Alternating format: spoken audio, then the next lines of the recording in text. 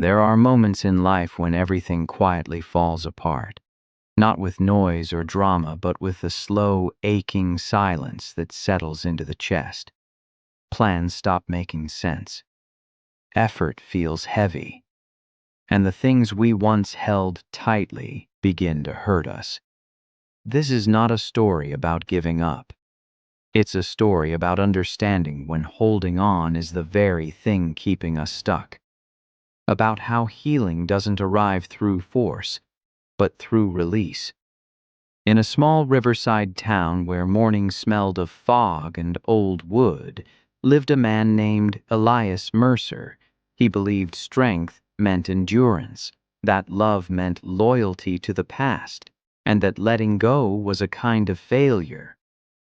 This story will show you how his journey changed, and why peace often waits on the other side of release. Elias Mercer had spent most of his life believing that strength was measured by how long you could endure the same weight. Every morning before the sun rose, he walked down to the river, not because he loved it, but because it was familiar. The dock creaked the same way it always had. The water smelled the same. The air carried that damp stillness that made the world feel paused, as if nothing new could enter without permission. Elias was a riverboatman, like his father before him. He guided slow vessels across quiet waters, memorizing currents, respecting tides, trusting repetition. The river rewarded discipline, it punished carelessness, and Elias believed life worked the same way. If you stayed loyal long enough, things would remain. He lived alone in a modest house near the bend of the river. Inside, nothing had changed for years. A coat still hung behind the door, untouched. A cracked mug sat on the counter, never replaced. Photographs lined the shelf, smiles frozen in time, moments carefully preserved as proof that something beautiful once existed. To Elias, these were not memories. They were anchors. He told himself that holding on was honorable, that remembering meant respect, that letting go was a weakness people used to escape pain instead of facing it. And yet, every night when the river went quiet and the town lights dimmed, something heavy pressed against his chest. A tiredness that sleep never fixed. A restlessness that discipline could not cure. He had learned to function around the ache, not heal it, just live beside it. The townspeople admired him. They called him steady, reliable, strong. They saw a man who never complained, who showed up every day, who kept his boat clean and his word intact. What they didn't see was the way Elias avoided certain streets, the way his hand lingered on objects that no longer belonged to the present, the way his eyes searched the river as if expecting it to return something it had already taken. Deep down, Elias believed that if he held on tightly enough, the past might soften, that if he stayed loyal to what was lost, it would somehow honor him in return. But the truth was quieter. Holding on had become his identity, and without realizing it, he had stopped moving forward, not because he was incapable, but because he was afraid of what moving forward would require him to release. The river flowed endlessly beside him, always changing, never asking permission, and Elias, standing still on its banks, mistook resistance for strength, unaware that the lesson he needed most had been passing him every day. There is a quiet comfort in routine, especially when the rest of life feels uncertain. For Elias Mercer, routine was not just habit, it was refuge. Each morning followed the same careful rhythm. He rose before dawn, washed his face with cold water, and stepped outside while the world still slept. The river greeted him with a muted shimmer, fog curling gently above the surface, like a secret the water wasn't ready to share. Elias moved with precision. He checked the ropes, tightened knots, ran his hand along the side of the boat as if reassuring himself that it was still there. His discipline was flawless. Nothing was rushed, nothing was careless, and in those small, repeated acts he found something close to peace. The river responded to him. Passengers trusted him. Cargo arrived safely. There were no surprises, no sudden turns. On the surface, his life looked steady, almost successful. People nodded in quiet respect when he passed. Some even said they wished they had his kind of control. Elias believed them. He told himself that these small victories mattered, that showing up every day counted as progress, that as long as he kept moving, even in circles, he wasn't truly stuck. But stillness can be deceptive. Between crossings, Elias often sat alone on the edge of the dock, watching the water move past him. Leaves floated by, some spinning briefly before continuing downstream. He noticed how easily the river carried them, how little effort it took for them to move forward. And yet, he never followed. Instead, his mind wandered backward, to moments when life felt fuller, to conversations that ended too soon, to choices he replayed as if repetition could change their outcome. Success to Elias meant preservation, keeping things the way they were, proving that nothing had been lost. Not really. He didn't see how his discipline had slowly turned into control, how his strength had become rigidity, how the same habits that once built his life were now quietly limiting it. At night, when the town settled into silence, Elias would sit by the window, listening to the river's distant movement. It sounded like whispering, constant, patient, unbothered by time. He felt proud of his endurance, unaware that endurance without release eventually becomes exhaustion. The river kept flowing forward, and Elias, satisfied with still waters and small victories, mistook stability for growth, never questioning what it might cost him to stay exactly where he was. Loss rarely announces itself. It doesn't arrive with warning or permission. Sometimes it comes on a day that looks exactly like every other. The morning it happened, Elias Mercer followed his routine without deviation. The sky was pale, the air cool. The river looked calm, almost kind.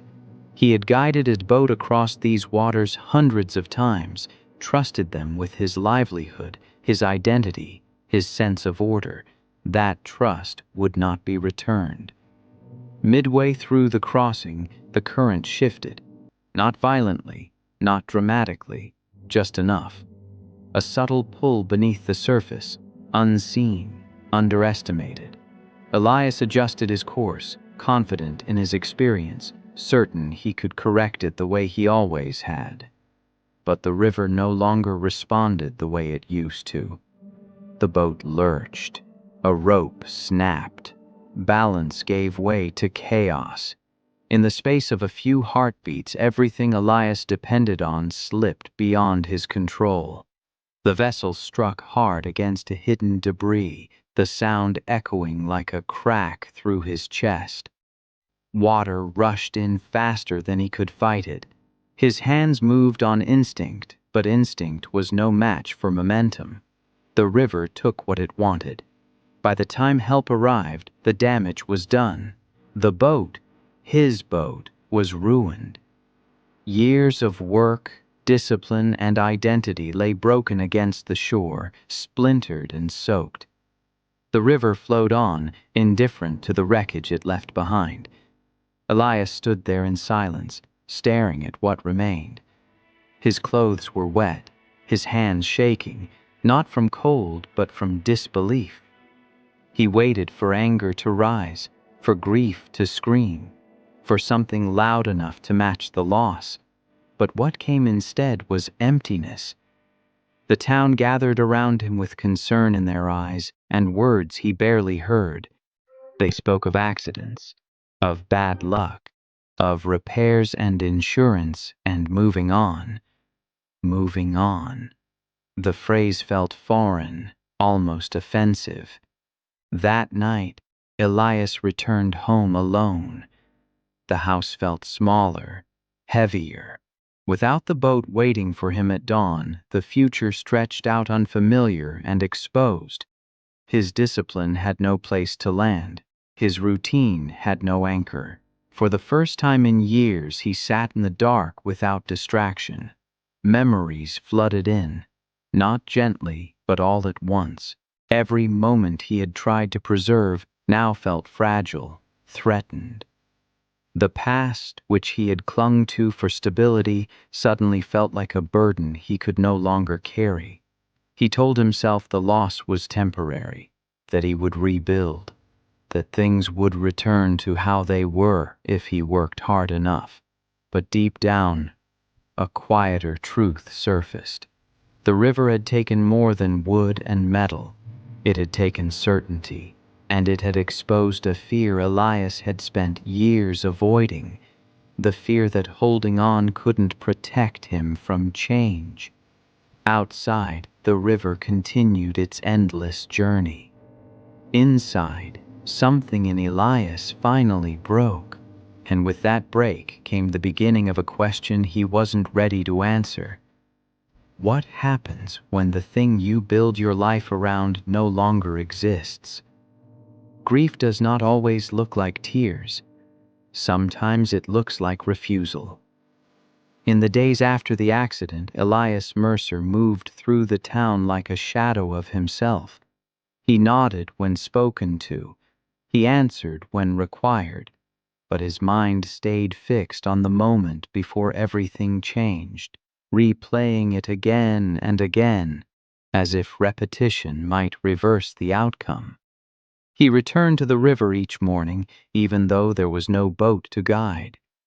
He stood at the dock, hands at his pockets, staring at the water with quiet defiance. The river had taken something from him, and Elias was not ready to forgive it. He told himself he just needed time, that once the shock faded, he would rebuild, that his discipline, his endurance, would once again prove stronger than circumstance. But rebuilding required acceptance, and acceptance felt too much like surrender.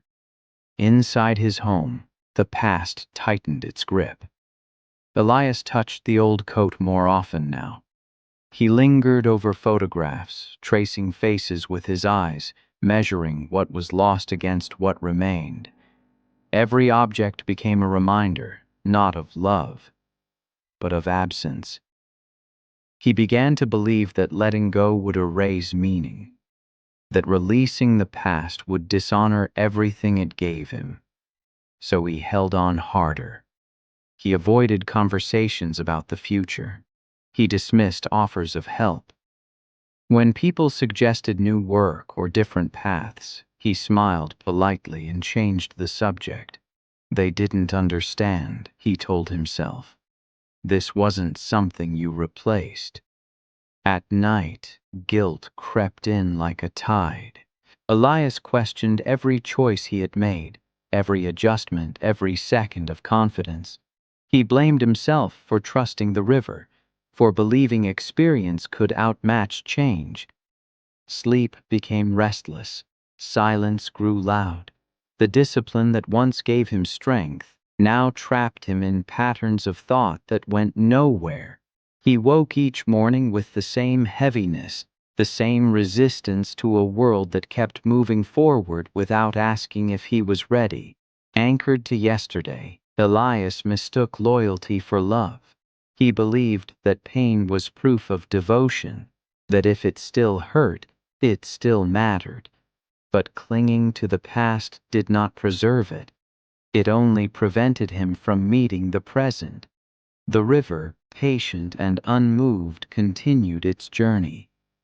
Elias remained on the shore, gripping memories like lifelines, unaware that the longer he held on, the deeper the ache would settle. He had not yet reached the bottom, but he was sinking. There was a place beneath grief where words stop forming, where effort feels pointless, where even memory grows tired of repeating itself. Elias Mercer reached that place quietly. Days began to blur together. Without the structure of work, time lost its shape. Morning light slipped through the window, untouched by purpose. Meals went uneaten, conversations unanswered. The world did not collapse around him, it simply moved on. And that, somehow, hurt more. He stopped going to the dock, stopped watching the river. What once felt like loyalty now felt like humiliation. The water had proven something he didn't want to accept, that control was always an illusion. So he withdrew. The house grew still in a way that felt unnatural. Dust settled on surfaces that once held routine. The photographs on the shelf no longer brought comfort. They felt distant, like echoes from a life he could no longer access. Elias sat alone most evenings, listening to the ticking of an old clock. Each second sounded heavier than the last, as if time itself was reminding him of his stillness. For the first time, he questioned his strength. Had discipline truly made him resilient, or had it simply distracted him from vulnerability? Had holding on honored the past, or imprisoned him inside it? There were moments when he felt nothing at all. No sadness, no anger, just a hollow space where meaning used to live. And that emptiness frightened him more than pain ever had. Because pain meant connection. Emptiness meant absence. One night, Elias stood by the window and watched the moon reflect faintly off the distant river. He realized how long it had been since he felt part of anything larger than his own thoughts. The river no longer whispered to him. It no longer waited. He felt small, not weak, but reduced, stripped of the roles and routines that once defined him. And in that stripping away, a question surfaced, gentle, unavoidable. If I am no longer who I was, who am I allowed to become? That question did not bring relief. It brought silence. But silence, though uncomfortable, is often the last place we arrive before change becomes possible. Elias did not know it yet, but he had reached the moment where holding on no longer protected him, where resistance no longer worked. He had reached the lowest point, not because he had failed, but because he had finally stopped pretending he hadn't. And somewhere beyond that stillness, something was waiting. Change rarely arrives the way we imagine it will. Not as a breakthrough, not as a moment of clarity wrapped in light. Sometimes it arrives as a simple interruption. One afternoon, after days of avoiding the river, Elias Mercer found himself walking toward it without deciding to. His feet moved before his thoughts could object. The air was warm, the sky unremarkable. Nothing about the day suggested meaning. The river was calm when he reached it, not forgiving, not hostile, just present. He sat on a worn bench near the water, staring at the slow movement he had once known so well. For the first time in weeks, he didn't look for answers. He didn't replay the past. He simply watched. That's when he noticed the old man. He was sitting a short distance away, feeding small pieces of bread to the birds. His movements were unhurried, almost careless. He hummed softly, an uneven tune that rose and fell with no clear direction. They sat in silence for a long while, two strangers sharing the same view. Eventually, the old man spoke. "Funny thing about rivers," he said, not turning his head. They never keep what they touch. Elias felt the words settle before he understood them. They carry things, the man continued gently. Branches, boats, sometimes whole lives, but they don't hold on. If they did, they'd stop being rivers. Elias swallowed. He didn't respond. The old man glanced at him then, his eyes kind but observant. You look like someone who's been standing still for a long time. It wasn't an accusation, just an observation. I thought staying meant being strong, Elias finally said. The words surprised him as they left his mouth. I thought holding on was the right thing to do. The old man nodded slowly. Sometimes it is. For a while. He tossed another piece of bread into the water. The birds gathered, then drifted apart again. But strength changes, the man added.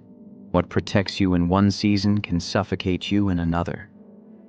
Elias felt something loosen in his chest, not relief, not pain, recognition. I don't know how to let go, he admitted. If I release what I had, I'm afraid there'll be nothing left. The old man smiled, soft and knowing. Letting go doesn't empty you, he said. It makes room. They sat quietly after that. No advice, no solutions, just the sound of water moving forward without effort. When Elias finally turned to speak again, the old man was gone. No farewell, no explanation. Only the river remained. And for the first time since the loss, Elias didn't feel abandoned by its movement. He felt invited to consider a truth he had resisted for far too long, that healing was not about forgetting, that letting go was not failure, that sometimes the most courageous act is allowing life to carry you forward without demanding it return what it never promised to keep. Letting go is rarely a single decision. It is a practice. After that afternoon by the river, Elias Mercer did not wake up transformed. His grief did not vanish. His memories did not soften overnight. But something subtle had shifted, like a knot loosening just enough to breathe. He returned to the river the next day, not to work, not to prove anything, just to sit. He began with small acts. He cleaned the house, not to erase the past, but to make space for the present. He placed the old coat into a box instead of leaving it behind the door. He didn't throw it away. He simply set it down. That mattered. Discipline returned, but in a different form. No longer rigid, no longer punishing. It became gentle structure, a way of caring for himself rather than controlling the world. Each morning, Elias walked.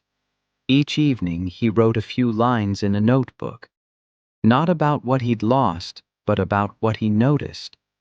The way light moved across the water, the sound of birds lifting together, the quiet relief of a day that did not demand answers. He learned that acceptance did not mean agreement. It meant acknowledgement. Some days were harder than others. There were mornings when grief returned without warning, when the urge to reach backward felt overwhelming. In those moments, Elias reminded himself of what the old man had said.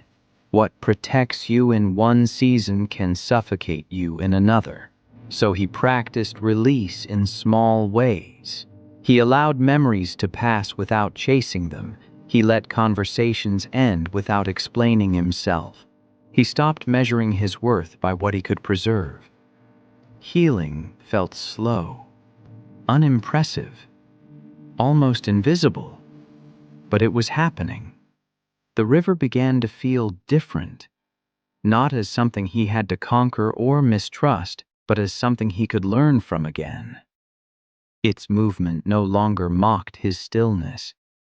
It mirrored possibility. Elias realized that discipline was not about holding on.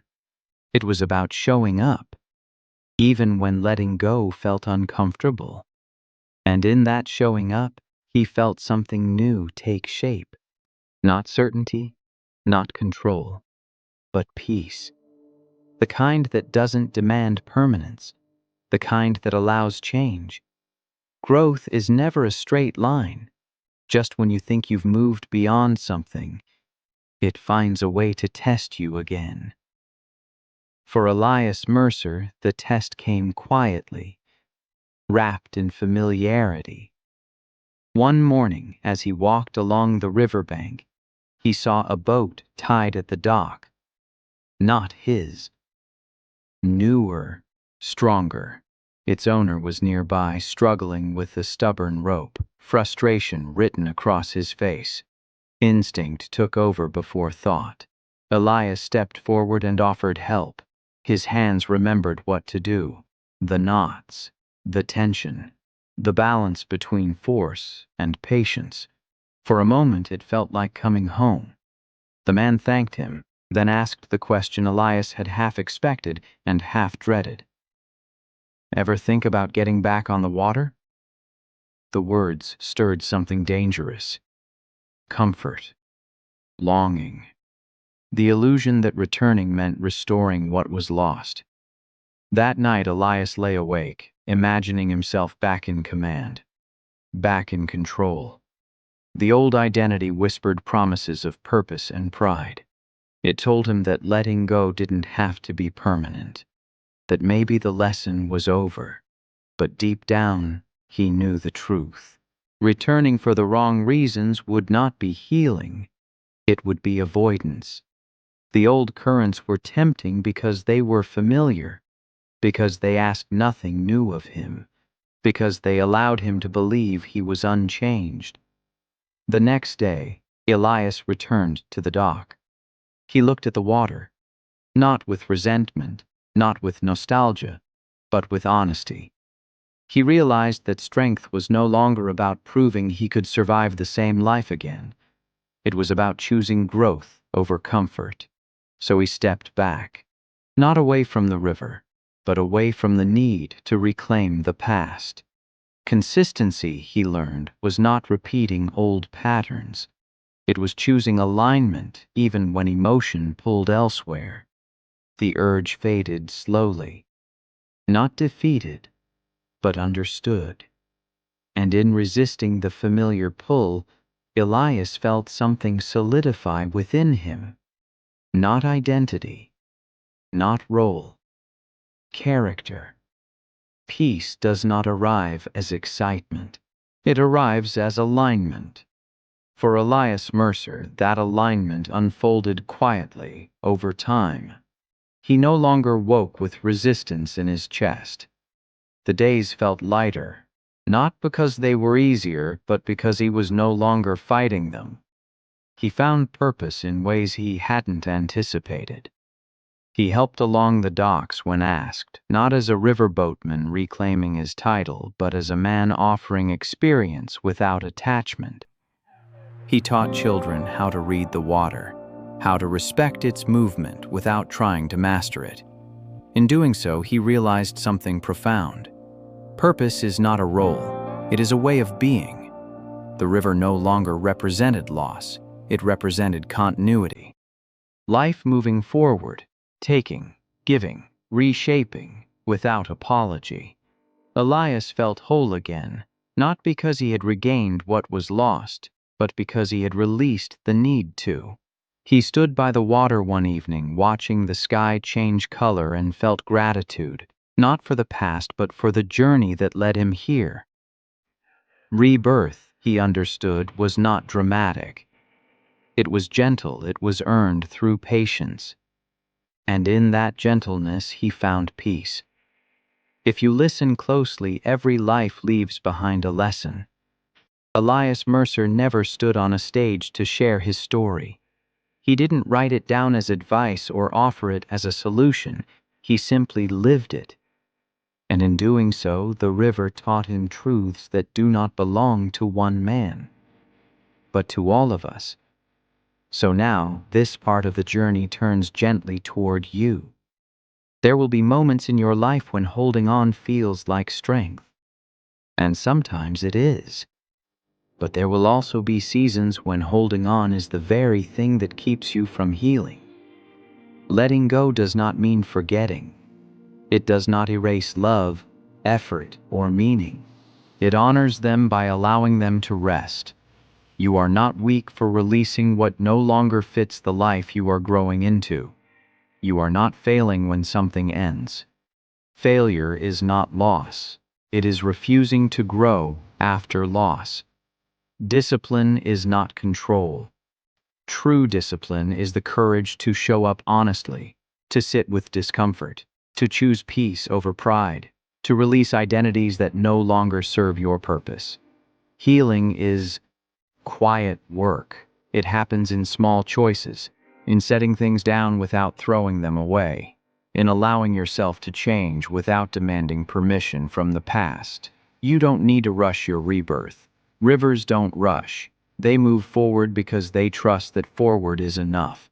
And if you are standing still right now, if life has taken something you are not ready to lose, know this: you are not broken.